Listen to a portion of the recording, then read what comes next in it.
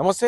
రాష్ట్రంలో ఎమ్మెల్సీ ఎలక్షన్లో చాలా వేడి నడుస్తుంది. అయితే ఒక వైపు చూసుకుంటే ఇటు బీసీ నినాదం కూడా చాలా పగడ్బందీగా వస్తుంది. ఎందుకంటే మెయిన్ గా కాంగ్రెస్ పార్టీలో ఎమ్మెల్సీగా ఉన్న తీర్మానం మల్లన్న గారు సో కాంగ్రెస్ పార్టీ బలపరిచిన ఎమ్మెల్సీ క్యాండిడేట్ కాకుండా ఇంకో బీసీ అభ్యర్థిని గెలిపించాలని చెప్పి ఒకవైపు నినాదం చేస్తా అంటే ఇంకోవైపు బీఆర్ఎస్ ఈ పోటీల నుంచి లేదు.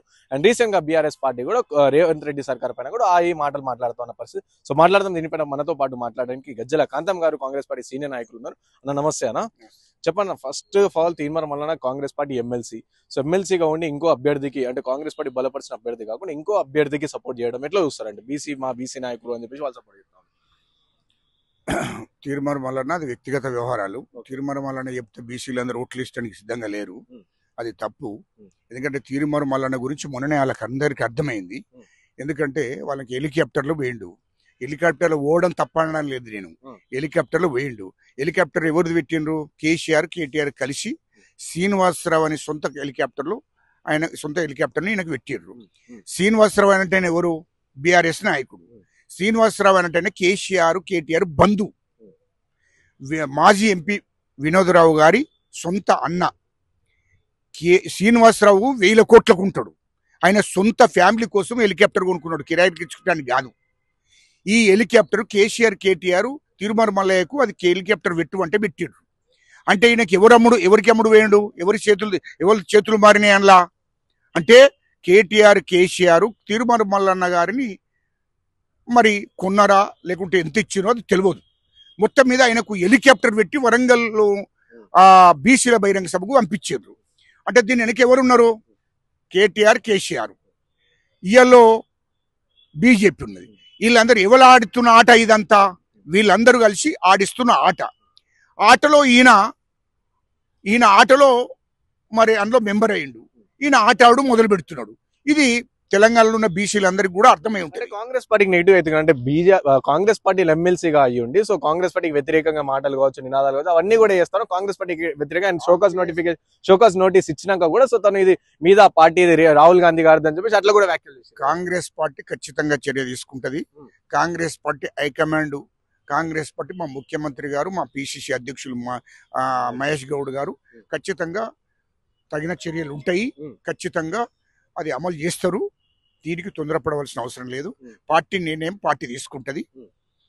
కానీ ఇలాంటి విషయాలు మాట్లాడడం తగదు. ఎందుకంటే బీసీ ప్రజలందరికీ తిరుమల మల్లన్న గురించి తెలుస్తుంది. తెలిసే రోజులు దగ్గర పడతాయి. ఇది కరెక్ట్ కాదు. జాతిని తాకట్టు పెట్టే కార్యక్రమం ఎవరు కూడా చేసినా క్షమించరు. ఏ జాతి వాళ్ళైనా క్షమించరు. ఇది గుర్తుపెట్టుకోవాలి. ఎందుకంటే కాంగ్రెస్ పార్టీలో ఉండి నీకేదన్నా తప్పు జరిగితే, నీకేమన్నా ఇక్కడ నీకు న్యాయం గిట్ట ఏదైనా జరగపోతే హైకమాండ్ ఉన్నది. నువ్వు అంటున్నావు కదా రాహుల్ గాంధీ గారి మీద నీకు విశ్వాసం ఉన్నది అంటున్నావు. మరి రాహుల్ గాంధీ గారికి రిపోర్ట్ చేయి. రాహుల్ గాంధీ గారి దగ్గరికి పోయి చెప్పు. మల్లికార్జున్ ఖర్గే గారు కాంగ్రెస్ పార్టీ జాతీయ అధ్యక్షులు, ఆయనకు పోయి చెప్పు. కానీ హైకమాండ్ మీదనేమో విశ్వాసం ఉన్నది అంటున్నావు. మరి హైకమాండ్ గారికి పోయి రిపోర్ట్ చేయాలి కదా, నువ్వు చెప్పాలి కదా. మరి ఎట్లా విమర్శన? బహిరంగంగా మన ముఖ్యమంత్రి రేవంత్ రెడ్డి గారిని, రాష్ట్ర ప్రభుత్వాన్ని, రాష్ట్రంలో ఉన్న ప్రభుత్వాన్ని నువ్వు విమర్శన చేసుకుంటా పోతే ఏమన్నట్టు?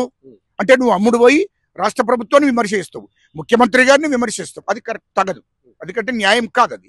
ఎందుకంటే తిరుమల మల్లన్న గారు గుర్తుపెట్టుకో, నువ్వు గతంలో ఒకసారి చరిత్రకు వెనక్కెళ్ళు.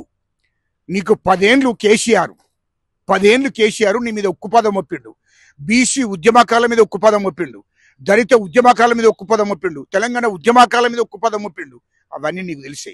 నిన్ను జైలుకు పంపించిండు. అది ఎట్లా మర్చిపోయి నువ్వు ఆయనకు సరెండర్ అయినవయా? కేసీఆర్కి ఎట్లా సరెండర్ అవుతావు?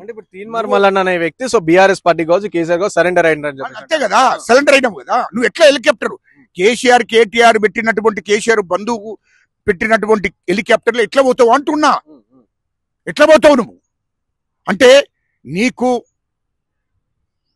నీకు మనిషి విలువల గురించి తెలిసి ఉంటే అట్లా పోవు.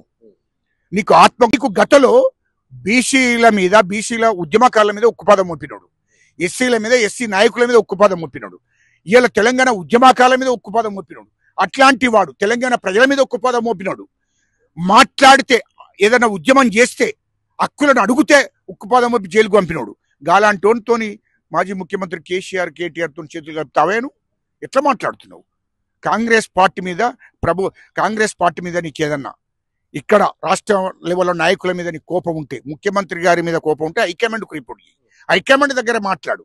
ఇది పార్టీ లోపల మాట్లాడుకునే టీవీ, బహిరంగంగా విమర్శలు చేసుకుంటూ తిరగడం కాదు. ఇది ఎవరు తెలంగాణ ప్రజలు కూడా ఒప్పుకోరు, బీసీ నాయకత్వం కూడా ఒప్పుకోదు, బీసీ ప్రజలు ఒప్పుకోరు. అది గుర్తుపెట్టుకోమని చెప్తున్నాను నేను.